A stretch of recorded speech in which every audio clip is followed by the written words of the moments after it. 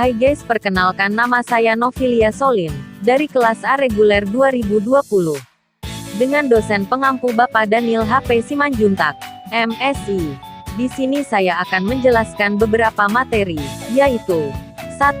Apa itu artikel ilmiah? 2. Jenis artikel ilmiah berdasarkan sumber data, dan 3. Bagaimana langkah-langkah menulis artikel ilmiah? Artikel ilmiah itu apa ya? Artikel ilmiah merupakan tulisan yang ilmiah, dapat berbentuk artikel ulasan, review artikel maupun artikel penelitian, research artikel. Dari laporan hasil penelitian yang ditulis kembali oleh para penulisnya untuk dipublikasikan dalam jurnal bereputasi. Definisi lain dari artikel ilmiah yaitu karya tulis yang isinya dapat berupa laporan yang tersusun secara sistematis dan bisa berupa hasil studi atau hasil penelitian yang disajikan kepada komunitas ilmiah tertentu. Apa saja jenis artikel ilmiah berdasarkan sumber datanya? Berdasarkan sumber datanya, artikel ilmiah dibedakan menjadi dua, yaitu artikel penelitian dan artikel non-penelitian.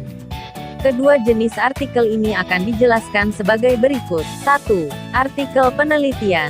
Artikel penelitian adalah artikel yang ditulis berdasarkan hasil penelitian sendiri secara sistematis dengan mengikuti pedoman penulisan artikel ilmiah yang telah disepakati atau ditetapkan. Artikel ini dibuat untuk dipublikasikan di dalam jurnal maupun buku-buku yang berisi kumpulan artikel. Artikel ini biasanya ditulis dengan dua cara yaitu 1. Sebelum laporan. Hal ini ditulis untuk mendapatkan masukan-masukan atau saran dari orang yang ahli atau disebut juga dengan pembimbing. 2. Setelah laporan teknis. Ini dilakukan setelah laporan mendapatkan revisi sehingga sudah benar-benar siap untuk dipublikasikan. Sistematika penulisan artikel. 1. Judul. 2. Nama penulis, nama pembimbing dan email penulis. 3. Sponsor atau instansi tempat bernaung. 4. Abstrak. 5. Kata kunci. 6. Pendahuluan. 7. Metode. 8. Hasil. 9. Pembahasan. 10. Kesimpulan dan saran. 11. Daftar pustaka. 2. Artikel non-penelitian. Artikel ini dibuat bukan didasari oleh penelitian langsung, akan tetapi bisa bersumber dari buku ataupun jurnal-jurnal penelitian lainnya. Meskipun begitu, artikel non-penelitian juga ditulis secara sistematis dan terstruktur. Bedanya adalah hanya ada pada sistem numerisasinya saja. Pada artikel penelitian, sistem penomeran harus ada, sedangkan artikel non-penelitian tidak menggunakan sistem penomoran, baik angka maupun abjad. Artikel ini hanya berisi paragraf-paragraf yang terdiri antara 10 hingga 20 halaman. Namun, artikel ini juga memiliki bagian-bagian esensial di dalam penulisan artikel ilmiah, seperti judul artikel, nama penulis, pendahuluan, bagian isi, bagian penutup, daftar pustaka. Ketentuan menulis artikel ini sama dengan menulis makalah atau laporan penelitian, sehingga bagian abstrak dan kata kunci tidak ada di dalam artikel ini. Bagaimana langkah-langkah menulis artikel ilmiah? Caranya yaitu 1. Memilih tema tulisan. Tema tulisan adalah pokok pembahasan dalam artikel. Pilihlah tema yang mudah dan dikuasai. Misalnya, motivasi belajar siswa, prestasi belajar siswa, strategi dan metode mengajar, dan lain sebagainya. 2. Menulis dengan kerangka. Biasakan menulis dengan membuat kerangka tulisan. Menyajikan deretan kalimat penting secara garis besar. Hal-hal apa saja yang ingin ditulis. Misalnya, tema artikel prestasi belajar. Maka poin-poin yang dibuat menjadi kerangka artikel adalah, ada apa dengan prestasi belajar siswa? Mengapa prestasi belajar siswa menurun? Bagaimana cara mengatasinya? 3 kalimat kerangka ini coba diperdalam lagi masing-masingnya. 3. Membuat paragraf pembuka dengan baik.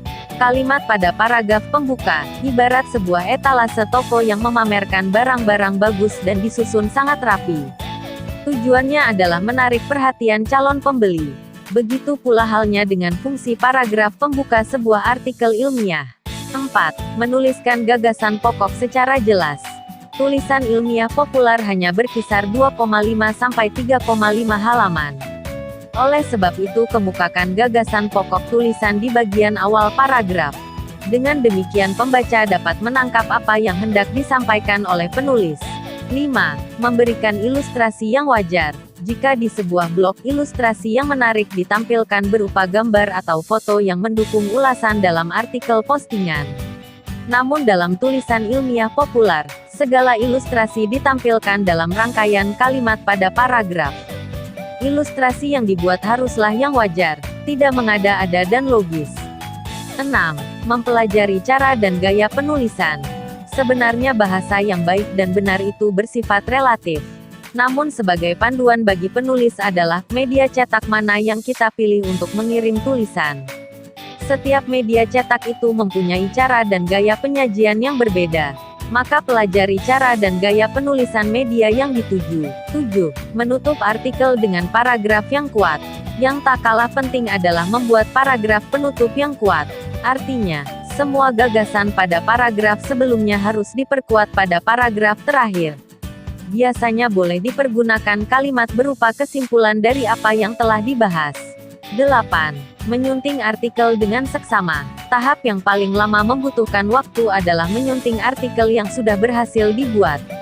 Periksa kembali segala kata, kalimat dan paragraf yang ada. Begitu pula ejaan dan tanda baca. Biasanya editor media cetak enggan mengedit artikel kiriman yang terlalu banyak kesalahan pada ejaan dan tanda baca. Dalam menyunting artikel, bisa juga minta bantuan pada teman. Namun kalau disunting sendiri, anggaplah kita sendiri, orang lain yang sedang membaca artikel itu. Sekian video dari saya. Maaf jika ada kesalahan dalam penjelasan saya. Saya ucapkan terima kasih. Sampai jumpa lagi.